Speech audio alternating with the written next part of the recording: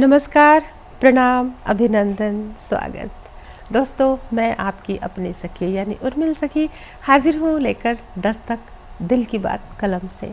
हमारे सभी दर्शक जानते हैं कि दस्तक में हर बार आपकी मुलाकात होती है एक ऐसे कलमकार से जो अपनी खास पहचान रखते हैं, अपना अंदाज रखते हैं, एक ऐसा चेहरा जो सभी का जाना माना है और साहित्य की विधा में अपनी खास पहचान रखते हुए एक अनोखे अंदाज के साथ आज हमारे साथ हाजिर हैं, क्योंकि वो बड़े बड़े मंचों पर शिरकत करते हैं अनोखी विधा के साथ।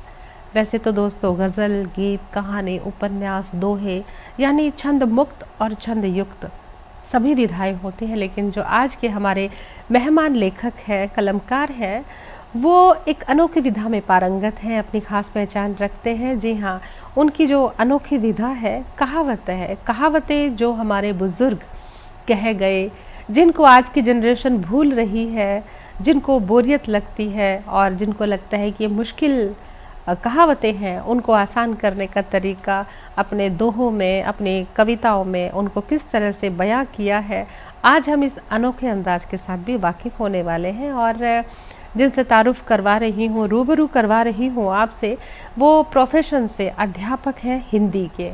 तो हिंदी, संस्कृत इनके परिवार से इनको विरासत में भी मिली है, क्योंकि इनके पिता भी अध्यापक रहे थे। और आज बहुत कुछ आप नई बात सीखने वाले हैं, इसलिए जुड़ जाइए, कुछ कागज़ कलम भी उठा लीजिए, क्या पता कौन सी कहावत लिखने को दिल कर जाए। और अपनी खास पहचान रखते हैं मंचों पर, अपनी शायरी करते हैं यानी अपनी कविताएं, अपनी कहानियाँ कई विधाओं में लिखते हैं।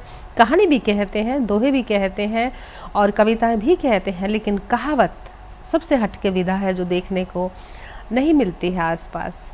और देर कैसी, तो मिलवाते हैं अपने ख़ास मेहमान से। जी हाँ, मैं बात कर रही हूँ नरेश कुमार जी की।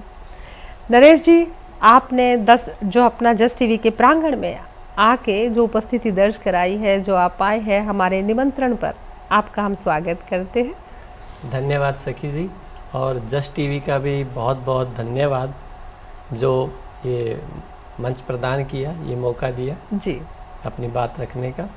जी, स्वागत है बहुत बहुत। और आप हिंदी के अध्यापक हैं और बहुत सारी विधाओं में आप लिखते हैं, कहानियाँ लिखना भी शुरू कर दिया है आपने जैसे कि, और कविताएं कहते हैं, बहुत ख़ास कविताएं होती हैं, और खंड काव्य भी आप रच रहे हैं, किसी एक पात्र को लेकर उसके पूरा वर्णन करते हैं, और अब कहावतों पर भी पूरी आपकी मुकम्मल किताब आ चुकी है। तो देर कैसी, तो शुरुआत करते हैं एक ऐसे सवाल से कि बहुत सारी विधाएँ हैं, जैसे कि मैंने कहा गीत, गज़ल, नज़्म, कविता, उपन्यास, लेख, आलेख। आपने कहो कहावत एक अनोखी विधा को ही क्यों चुना? पुस्तक आई है आपकी कहो कहावत, और जो आपने कहावतें इसमें कही है वो हम सुनेंगे आपसे, क्योंकि किताब हमारे पास मुकम्मल किताब है। और लेकिन इस विधा को आपने क्या सोच कर चुना, इस पर ज़रा सा बता दीजिए। जैसे कि मैं पैसे से अध्यापक हूँ, हिंदी अध्यापक हूँ, और क्लासेस में बहुत सी चुनौतियाँ बच्चों के साथ रहती हैं। जब व्याकरण हम पढ़ते हैं, पढ़ाते हैं, तो बच्चे व्याकरण को उबाऊ तरीके से लेते हैं जी, यानी उसमें उनका मन नहीं लगता जब व्याकरण वो पढ़ते हैं। अगर उनको कुछ अलग तरीके से करवाया जाए तो वो बहुत ही आसानी से उसे ग्रहण कर पाते हैं और उनका मन लगता है पढ़ाई में। तो मैंने यही सोचकर जब मैं कहावतें बच्चों को करवा रहा था, मुहावरे करवा रहा था, तब मैंने देखा कि बच्चे उसमें रुचि नहीं ले रहे। तब एक कहावत पर मैंने उनको एक कविता बनाकर सुनाई। अच्छा। तो बच्चों को बहुत मज़ा आया। तब मेरे दिमाग में ये आया कि क्यों न जो बहुत कहावतें हम अपने पुरखों से सुनते आ रहे हैं उनको एक कविता का रूप दिया जाए, उनको हर कहावत को एक कविता का रूप दिया जाए, ताकि जो पढ़ने वाला है उसको उसमें रुचि हो, रुचि लगे, रुचिकर लगे उनके लिए वो, और वो अच्छे से उन कहावतों को पढ़ पाएँ और समझ पाएँ, उनका अर्थ भी समझ पाएँ उस कविता के माध्यम से। क्या बात है। और ये आपने बिल्कुल सही कहा कि लुप्त हो जा रही हमारी कहावतें, जिनको हमारे बुजुर्गों ने बचपन से हम सुनते आ रहे, ना जाने कितनी कहावतें, नाच ना जाने आंगन टेढ़ा, थोथा चना बाजे घना, है ना। तो ऐसी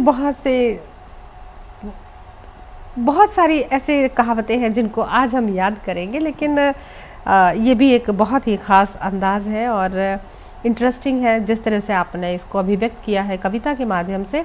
लेकिन इससे पहले हम अपने दर्शकों को बताना चाहते हैं कि आप कहाँ से हैं, कहाँ पे आपकी पढ़ाई लिखाई हुई, क्या काम करते हैं, अपने बारे में थोड़ा बता दीजिए, क्योंकि ये रूबरू हम आपके दिल की बात कलम से तो हो ही रही है, लेकिन हम नरेश जी से भी बात कर रहे हैं। जी जरूर। मैं मूल रूप से राजस्थान का रहने वाला हूँ। मेरे गांव का नाम है पक्का भादवा, जहाँ पर मेरा जन्म हुआ, और हनुमानगढ़ ज़िले में राजस्थान में ये गांव है। तो ग्रामीण क्षेत्र से आता हूँ बिल्कुल।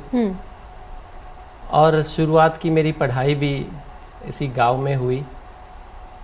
फिर चूँकि पापा अध्यापक थे तो दूसरे स्कूल जितनी भी पढ़ाई हुई वो सरकारी स्कूल में ही हुई। उसके बाद कॉलेज की पढ़ाई मेरी पीलीबंगा से हुई, जो हनुमानगढ़ डिस्ट्रिक्ट की एक तहसील है। और उसके बाद एमए की जो पढ़ाई है वो भी मैंने रेगुलर एमए किया हनुमानगढ़ डिस्ट्रिक्ट से। और फिर धीरे धीरे अनेक कंपटीशन में भाग भी लिया जी। और कॉलेज के दौरान ही मुझे कविता लिखने की रुचि मेरे अंदर जागी। वाह वाह, कॉलेज के दौरान? हाँ, कॉलेज के दौरान ही कविता अच्छा, लिखने की रुचि जागी। क्या बात है। प्रतियोगिताएं होती हैं कॉलेज में? हाँ, प्रतियोगिताएं होती है कॉलेज। अपनी पर्सनालिटी, अपने खुद को की होती है कॉलेज की, जो खुद को भी तो दिखाना होता है ना कि हाँ हम भी कुछ है, किसी चीज में पीछे नहीं हो सकते। तो कॉलेज में प्रथम बार मेरी कविता कॉलेज की वैचारिकी में छपी तो मुझे बहुत खुशी हुई। अच्छा। और उसको खासकर मेरे पिताजी ने बहुत सराहा कि आपने बहुत अच्छी लिखी है, और मेरे दोस्तों ने भी सराहा। तो उसके कारण धीरे धीरे रुचि बढ़ती गई। और मेरे ख्याल से पढ़ने से और निखार आता है रचना का। घर पे भी आपको प्रोत्साहन मिला? हाँ, घर पे। हाँ। क्योंकि मेरे पिताजी हिंदी के अध्यापक थे और रामचरितमानस का पाठ हमारे घर में हर नवरात्रों में पिताजी खुद करते हैं। और बाजकर? हाँ, पूरा परिवार उनके आसपास बैठता था और सभी रामचरितमानस सुनते थे। और आसपास के लोग भी, जो महिलाएं गांव में रहती हैं, तो वो दोपहर में अपना पूरा काम निपटाने के बाद हमारे घर आ जाती थी और पापा रामचरितमानस का पाठ करते थे और सब लोग सुनते थे। तो उन चीज़ों का मेरे साहित्य पर, व्यक्तित्व पर साहित्य पे भी बहुत प्रभाव पड़ा है। पढ़ना तो था ही, जब घर में इतना खूबसूरत माहौल हो, मतलब साहित्य है, संस्कृति है, संस्कार है, आचरण है, जब ये चीज़ें स्वभाव में आती हैं, जीवन में आती हैं, तो जाहिर सी बात है कि कहो कहावत तो फिर होने ही थी। तो कोई ऐसी कविता, पहली कविता जो आपके कॉलेज के ज़माने में आपने पहले कही? आप तो अभी भी ऐसे लगते हैं जैसे कॉलेज से ही आए हैं, और वो कहते हैं ना कि आपके उम्र का पता ही नहीं चलता। आप वरिष्ठ लेखक हैं एक, लेकिन बावजूद उसके आप नवोदित में भी आपकी गिनती होती है कि भाई आपकी पर्सनालिटी ऐसी है कि आप वरिष्ठ होकर भी नवोदित ही लगेंगे, और आप बहुत फायदे में रहते हैं, नवोदितों में भी बैठते हैं, वरिष्ठ में भी आपकी उपस्थिति दर्ज होती है। ये आपके लिए बहुत खास बात है, मुबारकबाद है ये जी।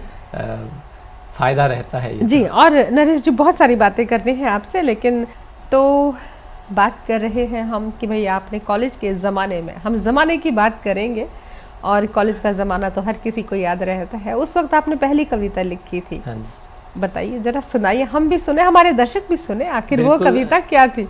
बिल्कुल छोटी सी कविता थी, और वो कॉलेज में जो पत्रिका छपती है उसमें छपी जी। कविता थी, शीर्षक है तमन्ना जी। लड़खड़ाए थे कभी कदम मगर संभलने की तमन्ना आज भी है। लड़खड़ाए थे कभी कदम मगर संभलने की तमन्ना आज भी है। अरमान पिघल गए आंसू बन हंसने की तमन्ना आज भी है, राख दबाए है चिंगारी, जलने की तमन्ना आज भी है, खो गए कहीं साथी दुनिया में, पाने की तमन्ना आज भी है, दुनिया की तमन्ना मुझे मिटाने की, मेरी तमन्ना दुनिया बनाने की, वाह, बस वाह, इसी कारण बेचैन दिल में घायल वो तमन्ना आज भी है। क्या बात है। इस कविता में मैंने जितना समझा है कि नेगेटिविटी टू पॉजिटिविटी है, कि नकारात्मक माहौल है उसमें भी आप सकारात्मकता ढूंढ रहे हैं, ज़माने की बात कर रहे हैं। ज़माना आपके खिलाफ है लेकिन आप ज़माने के साथ चलने की, ज़माने को साथ लेके चलने की बात कर रहे हैं। तो आपकी शुरुआत इतनी पॉजिटिव है, इतनी सकारात्मक है, तो जाहिर सी बात है कि शुरुआत ऐसी होती है तो फिर आप सोचिए परवाज़ कैसी होगी। तो आपकी परवाज़ वाकई बुलंद है। और एक और कविता की गुजारिश करते हैं। एक और कविता जो उसी ज़माने की, उसी समय की जी। और ये सबसे कम समय में शायद मैंने अब तक कविता लिखी है, सबसे अच्छा कम जी, समय में जी, और ये मुझे आज भी बड़ी अच्छी कविता लगती है। जी, कुछ असफलताएं रही जीवन में, जी, जिस कारण मन में ऐसा था कि जी। ईश्वर को आप कई बार जिम्मेदार ठहराने लग जाते हैं नरेश अपनी जी, असफलताओं के लिए। नरेश जी, ये तो मुझे लगता है कि जो भी बड़े बड़े सफल रहे हैं, हमारी शख्सियत रही हैं, जिन्होंने मुकाम हासिल किए हैं, कहते हैं कि एक ठोकर लगती है तभी होश आता है और तब हम अपना जो अगला कदम है वो बड़ी सोच समझ के रखते हैं। तो सफलता का मूल मंत्र भी शायद कामयाबी का जो मुख्य कारण है वो थोड़ी सी ठेस लगना, थोड़ा सा दुख पहुंचना, ठोकर लगना लाजमी है, ज़रूरी है सफलता के लिए। और आपके लिए भी ऐसा रहा, ऐसा रहा। और उसी समय की, उसी दौर की ये कविता है। जी, हम आपकी कविता से क्यों रूबरू हंसते हो मेरी हार पर। अच्छा, जी जी, सुनाइए। क्यों तुम हंसते रहते हो नित्य मेरी हार पर, प्रातः रश्मियों में तुम धीमे धीमे हंसते हो, भीनी भीनी खुशबू लिए खिलते फूलों में तुम हंसते हो। मैं कब से आर्तवाणी से तुम्हें पुकार रहा, पथ निहार रहा, तुम सुनकर भी नहीं आते मेरी दीन पुकार पर। क्यों तुम हंसते रहते हो नित्य मेरी हार पर। बोझिल तन मन अशांत मेरा, जीवन को क्लांतियों ने घेरा, उमड़ उमड़ ये विषाद जलद, लगाते क्यों मेरे ही जीवन पर डेरा। मुझे मिटाने को दौड़ रही ये तीक्ष्ण विषाद ज्वालाएं, वाह, वाह, वाह। तुम आते नहीं, बंद छुड़ाते नहीं, क्या तुम खुश हो मेरी खुशियों के संहार पर। क्यों तुम हंसते रहते हो नित्य मेरी हार पर। क्या बात है। हाँ दीन मनुज पुत्र मैं, पर सतपथ से डिग नहीं पाऊंगा। हाँ दीन मनुज पुत्र मैं, दीन मनुज, हाँ, क्या बात है, वाह। कि हाँ दीन मनुज पुत्र मैं, पर सतपथ से डिग नहीं पाऊंगा। विघ्नों को झेलूंगा सीने पर, कांटों में राह बनाऊंगा। नैराश्य के अंधकार में होगा साहस से सवेरा, अंत न होगा मेरा, आशा मुझे पाऊंगा विजय दुखों के पारावार पर। क्यों तुम हंसते रहते हो नित्य मेरी हार पर। उद्यमशील मैं मानव वीर, पर नियति से डर जाता हूँ। क्या बात है। उद्यमशील मैं मानव वीर, पर नियति से डर जाता हूँ। देव जिन्हें जीवन दिया उनके सम्मुख हाथ फैलाता हूँ। एक जगह मैंने पढ़ा था कि जब हम हवन करते हैं तो देवताओं की उम्र उससे बढ़ती है। देवताओं को भी एक नया जीवन मिलता है, हवन करते हैं, आहुतियाँ देते हैं उसमें।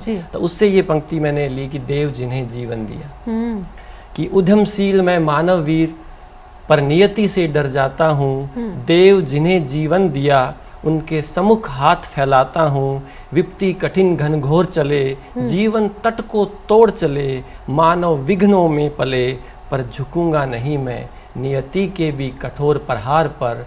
चाहे हंसो तुम मेरी हार पर, चाहे मत आओ मेरी पुकार पर, चाहे हंसो मेरी हार। क्या बात है।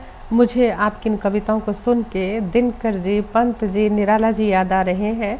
वही अंदाज है, इतनी कम उम्र में, कॉलेज की उम्र में, शब्दों का चयन, ये जो छंद, सुर, लय, ताल, ये जो कविताओं में है, आपकी लय है, गति है, यति है, ये सारी चीज़ें इतनी कम उम्र में आप पूरी पारंगत तरीके से लिख रहे थे।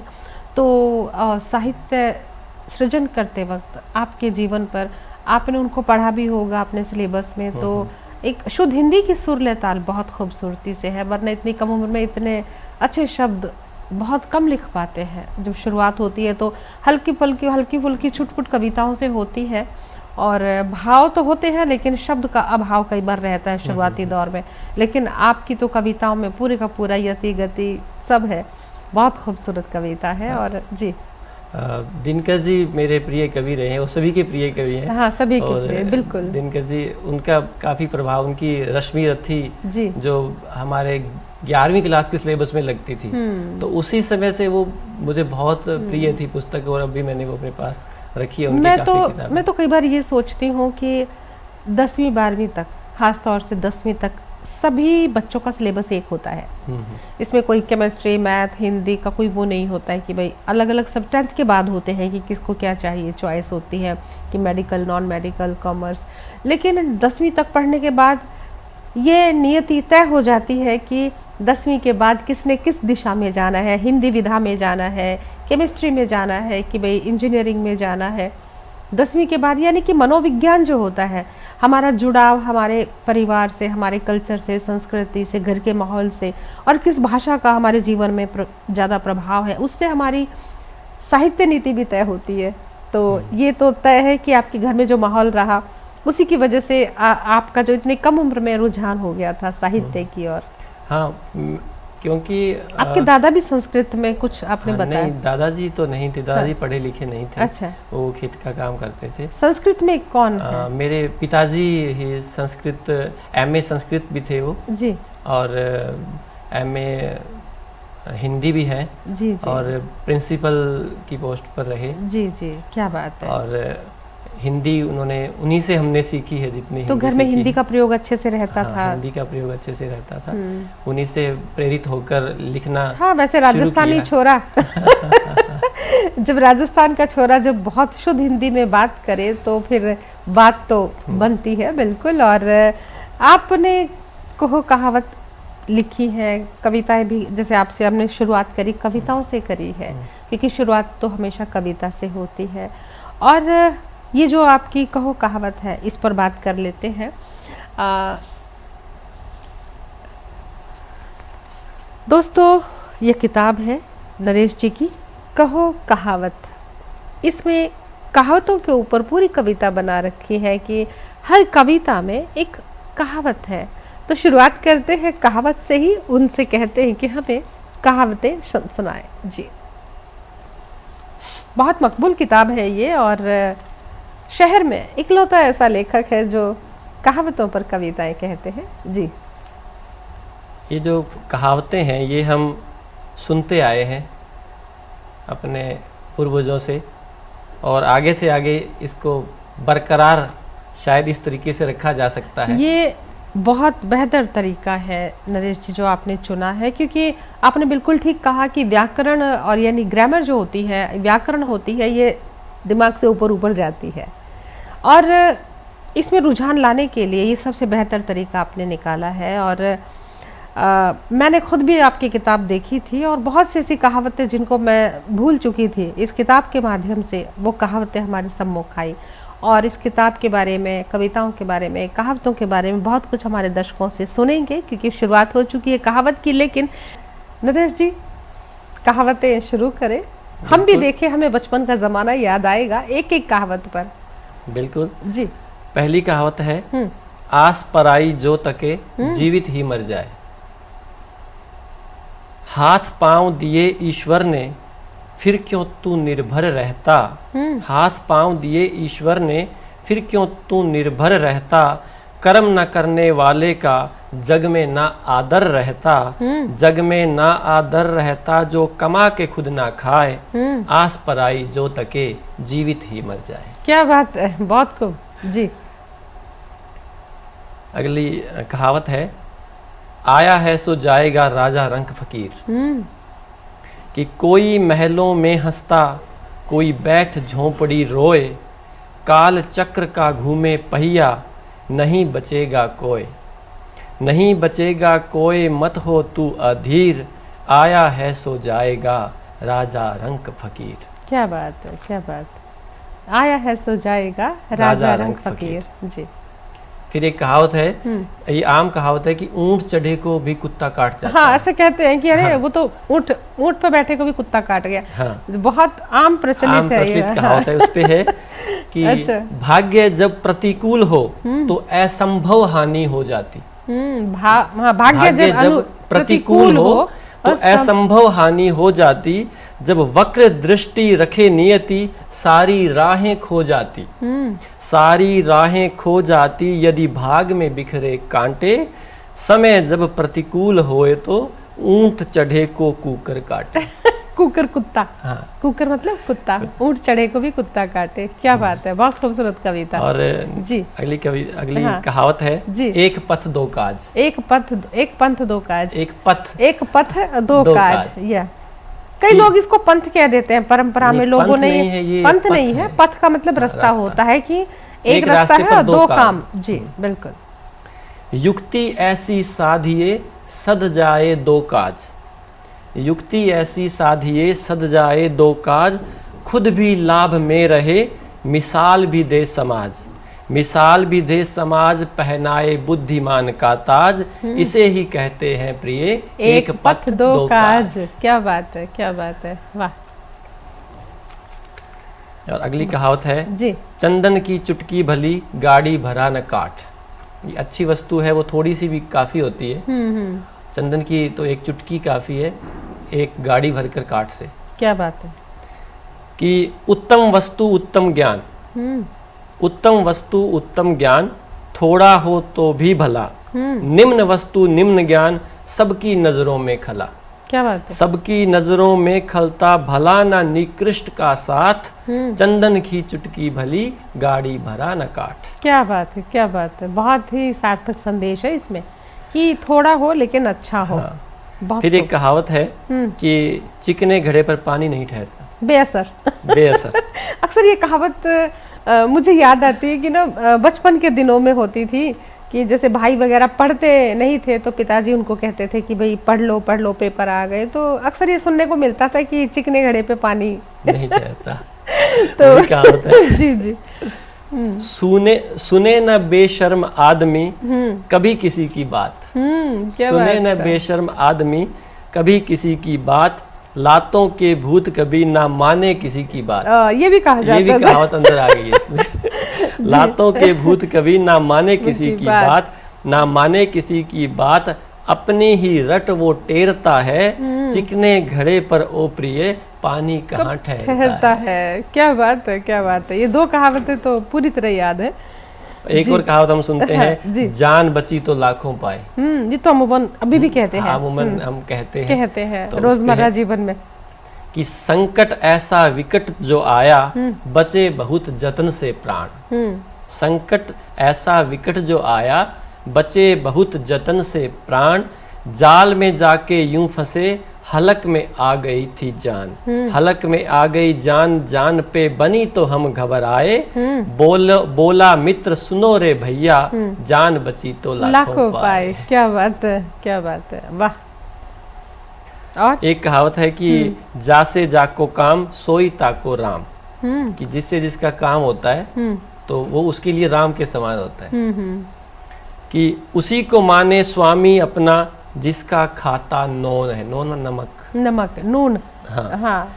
उसी को माने स्वामी अपना, जिसका खाता नोन है। निकल जाए काम जब अपना, फिर पूछे तू कौन है। फिर पूछे तू कौन, यहाँ पे स्वार्थ का बड़ा है नाम। जासे जाको काम है होता, सोई ताको होता राम। क्या बात है। और इससे कहीं ना मिलता जुलता ये गधे को बाप बना लेते हैं। हाँ, बिल्कुल बिल्कुल मजबूरी में। एक और पर तुमने गधा नहीं बनाया, तुमने राम की बात करी है। जी, ये आदर्शों की बात थी शायद। हाँ जी। एक कहावत है कि जल में रहकर मगर से बैर। अच्छा। कि रहना है इस देश में तो राजा से क्यों बैर। रहना है इस देश में तो राजा से क्यों बैर, जब तक हाथ सिर पर उनका मनाता रह तू खैर। क्या बात है, वाह। मनाता रह तू खैर, बैर मत रख ओ मेरे भाई। जल में रहे मगर से बैर, ये कहाँ की चतुराई। क्या बात है। और घर में रह के जब घर में भी मगर हो ये कहावत अक्सर घरों में भी कही जाती है कि जल में रहकर मगरमच्छ से बैर मत करो। भाई जिसका घर है बीवी से थोड़ा डरो। जी जी। अगली एक कहावत है कि बिल्कुल। जनमत सिंह ये दौर कहावतों का है कि जनमत सिंहनी को तने गज पर चढ़त अभीत, यानी जो शेरनी का बच्चा है वो जन्म लेते ही वो निडर होता है और वो हाथी का भी मुकाबला कर लेता है। सही बात। तो उसी पर है कि बदले ना स्वभाव जाति का, बदले ना स्वभाव जाति का, कितना ही करो उपाय, चंदन विष व्यापत नहीं भुजंग रहे लपटाए।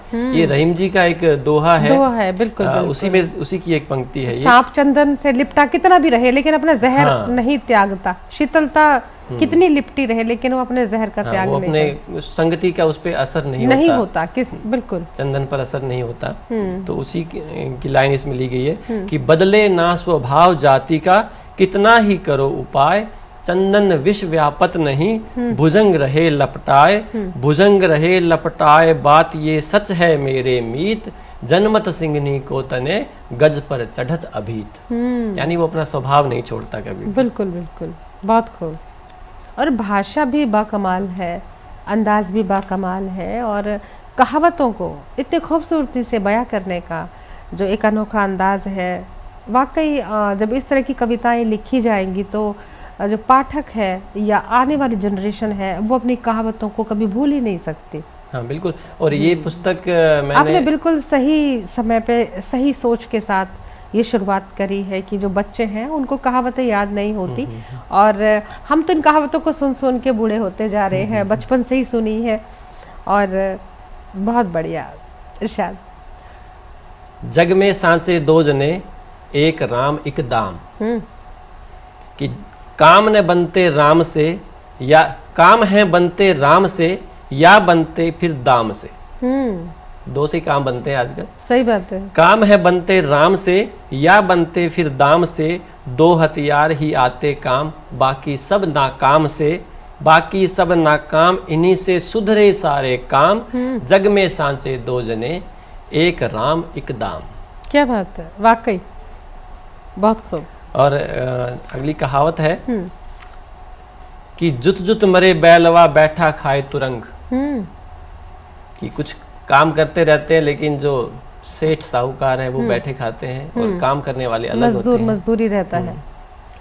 कठिन परिश्रम करे कोई, आनंद कोई उठावे, कठिन परिश्रम करे कोई, आनंद कोई उठावे, दीन करे कमाई सारी, साहू बैठ उड़ावे, साहू बैठ उड़ावे, दीन के दिन रहते बदरंग, जुत जुत मरे बैलवा बैठा खाए तुरंग।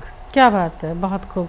तो नरेश जी, आप कविता, आपने कहावत पूरी सुनाई। पूरी किताब तो हम नहीं सुन सकते क्योंकि कम समय है, लेकिन हमने कहते हैं ना, चावल की खुशबू क्या है, क्वालिटी क्या है, वो एक दाने से पता चल जाता है। आपकी कुछ चुनिंदा कहावतों से हमारे दर्शकों को, हमको पता है कि इसमें बहुत बड़ी खुशबू है, इसमें बहुत दम है, बड़ी दमदार किताब है। और कविताओं की बात है, कुछ और कविता आपके दिल के करीब है। आपने कहा था कि कविता आपके दिल के करीब है, तो वो कौन सी कविता है? मैंने एक कविता लिखी थी एक घटना पर।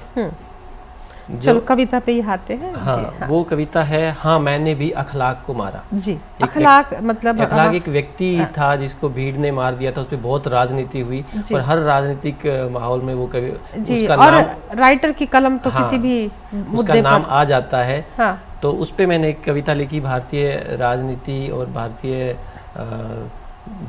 राजनीति में किस तरह से किसी का प्रयोग किया जाता है। स्वागत है, बिल्कुल। कि कविता का शीर्षक है हाँ मैंने भी अखलाक को मारा, मैंने मारा तुमने मारा, मैंने मारा तुमने मारा, इसने मारा उसने मारा, मत पूछो किस किसने मारा, गीता और कुरान ने मारा, हिंदू और मुसलमान ने मारा, हाँ मैंने भी अखलाक को मारा। क्या बात है। कभी मजहब कभी सियासत ने, कभी दोस्ती कभी खिलाफत ने, कभी मजहब कभी सियासत ने, कभी दोस्ती कभी खिलाफत ने, कभी खुदा की भेजी आफत ने, कभी जख्म पहुँचते हाथों ने, कभी चुभने वाली बातों ने, कभी खुद के ही जज्बातों ने, कभी घर के इन हालातों ने, इन सब ने उसको मारा, हाँ मैंने भी अखलाक को मारा। बहुत। कभी गरीबी ने महंगाई ने, कभी गरीबी ने, महंगाई ने, सर्दी में फटी रजाई ने, कभी माँ के जाए भाई ने, कभी अपनों की रुसवाई ने, कभी मजहब की परछाई ने, इन सब ने उसको मारा, हाँ मैंने भी अखलाक को मारा। क्या बात है। कभी मजहब के रखवालों ने, कभी मजहब के रखवालों ने, कभी उसके ही घर वालों ने, कभी राजनीति के चालों ने, कभी नेताजी के वोटों ने, वोटों के बदले नोटों ने, कभी अपनों की दी चोटों ने, इन सब ने उसको मारा, वाह वाह वाह, हाँ मैंने भी क्या बात है। अखलाक को मारा। क्या बात है। कभी तिलकों ने, कभी टोपी ने, कभी तिलकों ने, कभी तिलक। हाँ तिलक जो लगाते कभी हैं, तिलकों ने, हाँ, क्या बात कभी है। तिलकों ने, कभी कभी टोपी टोपी ने, ने, कभी दाढ़ी ने, कभी चोटी ने, कभी मांस की बोटी बोटी ने, कभी हसरत छोटी मोटी ने, कभी बम बारूद और सोटी ने, अपनों की नीयत खोटी ने, इन सब ने उसको मारा, हाँ मैंने भी अखलाक को मारा। क्या बात है। अंतिम बंद है, कभी मंदिर और मीनारों से, किस किस से मारा, कभी मंदिर और मीनारों से, कभी बरछी तीर कटारों से, कभी शब्दों के हथियारों से, कभी अपने ही व्यवहारों से, कभी देश के सिपह सलारों से, कभी ऊंचे ऊंचे नारों से, इन सब से उसको मारा, हाँ मैंने भी अखलाक को मारा, हाँ मैंने भी अखलाक को मारा। क्या बात है। इसमें तो पूरा, मैं कहती हूँ कि पूरे संसार का दुख मुझसे तुझसे होता हुआ, घर परिवार से होता हुआ, समाज से गुजरता हुआ, राष्ट्र से होता हुआ, पूरे विश्व स्तर का जो है सारी पीड़ा आपने इस कविता में उड़ेल दी है। और मुझे नहीं लगता कि इस तरह की कविता लिखने के बाद कोई एक भी भाव तंतु छूटा हो, कोई भी एक ऐसा कुछ भी एग्जाम्पल छूटा हो जो अखलाक के आड़े में आता है। बहुत खूबसूरत कविता है। कहीं ना कहीं इसमें देश प्रेम है, राष्ट्र प्रेम है, विश्व प्रेम है, और उसके विश्व प्रेम में जो अड़चने आ रही हैं, जो लोग विश्व प्रेम के आड़े आ रहे हैं, उन सभी विपरीत परिस्थितियों को उकेरा है। बहुत खूब, बहुत खूब। और आप एक खंड काव्य भी लिख रहे हैं। हाँ जी, हाँ जी। ये खंड काव्य हमें तो मालूम है, हमारे दर्शकों को बताएं कि खंड काव्य क्या होता है।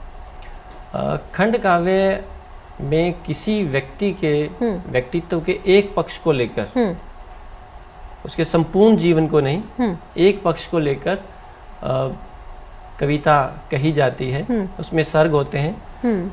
महाकाव्य में ज़्यादा सर्ग होते हैं, लेकिन खंड काव्य में कम सर्ग होते हैं। तो कोई उदाहरण आप जैसे, हाँ मैं एक अपना काव्य लिख रहा हूँ जी, जो है मंदोदरी जी, रावण की पत्नी। हाँ, रावण की पत्नी। रावण की पत्नी का दुख है उसमें, हाँ, उनकी पीड़ा है, का दुख है, उनकी पीड़ा है। स्वागत है। तो वो जो खंड काव्य है उसमें संपूर्ण जीवन को नहीं लेकर केवल कुछ पलों को, कुछ उनके जीवन की कुछ घटना को लेकर जी जी, स्वागत है।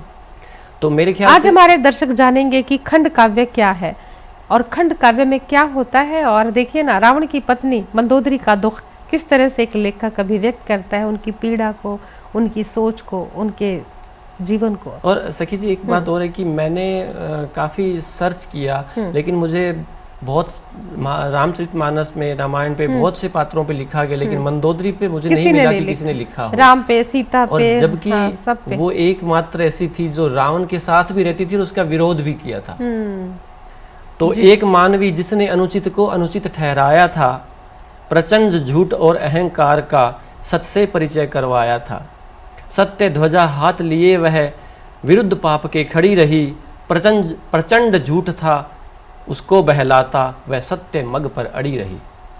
बिल्कुल सही। तो प्रसंग वो है कि जब बाली पुत्र अंगद रावण का मान मर्दन करके चले जाते हैं, तो उसके बाद मंदोदरी है वो रावण को समझाती है। उसके कुछ बंद आपको मैं सुनाता हूँ। बड़ा मजा आ रहा है, सुनाइए। कि बाली सुत ने कर दिया मर्दन रावण के अभिमान का, घूंट पीकर रह गया वह अपने इस अपमान का, प्रतिशोध की ज्वाला उसके मन में सुलग रही थी, लेकिन हार किसी कोने में मानो बिलख रही थी, करता हुआ प्रलाप अनर्गल चला वह निज भवन में, कंत हृदय की पीड़ा को जान लिया था मन में, अवसर पाकर मैं सुता ने कहे वचन नरम हो, करना चाहिए प्रहार तभी लोहा जब गरम हो, नाथ छोड़कर कुबुद्धि को विचार मेरा ये मानो, श्री रामचंद्र रघुनायक को काल जयी तुम जानो, लौटाकर स्वामी सीता को लंका जन पर उपकार करो,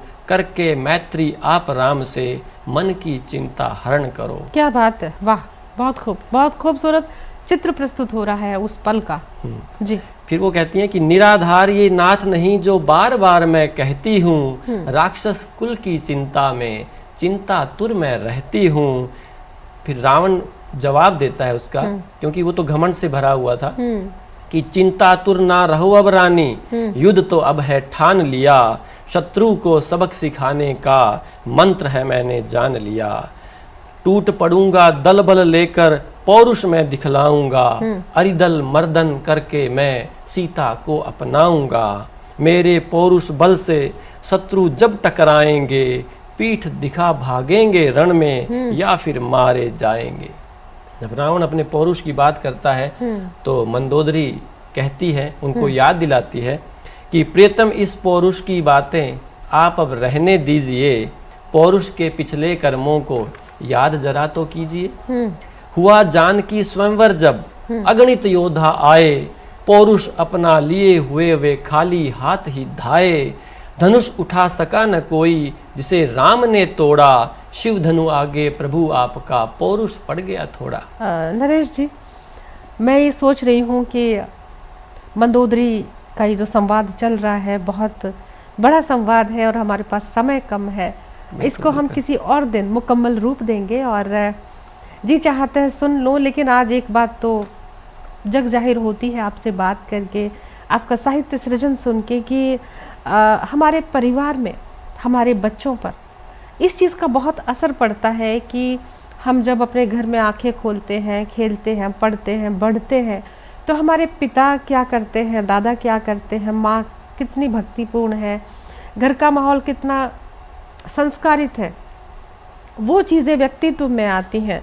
और आप जिस तरह से पढ़ रहे थे, जिस तरह से आपने लिखा है, तो ये तो महसूस हो गया है कि आपकी बाल्यावस्था का जो दौर है, घर में रामायण पढ़ने का, भगवत गीता पढ़ने का, और इस तरह से वो चीज़ें आपके जीवन को बहुत प्रभावित कर गई। तो हम तो कहते हैं कि जिस घर में ऐसा वातावरण होगा तो ऐसे संवाद लिखे जाएंगे। आप बहुत बधाई के पात्र हैं कि आपने ऐसे घर में आंखें खोली जहां आपको इतना खूबसूरत माहौल मिला।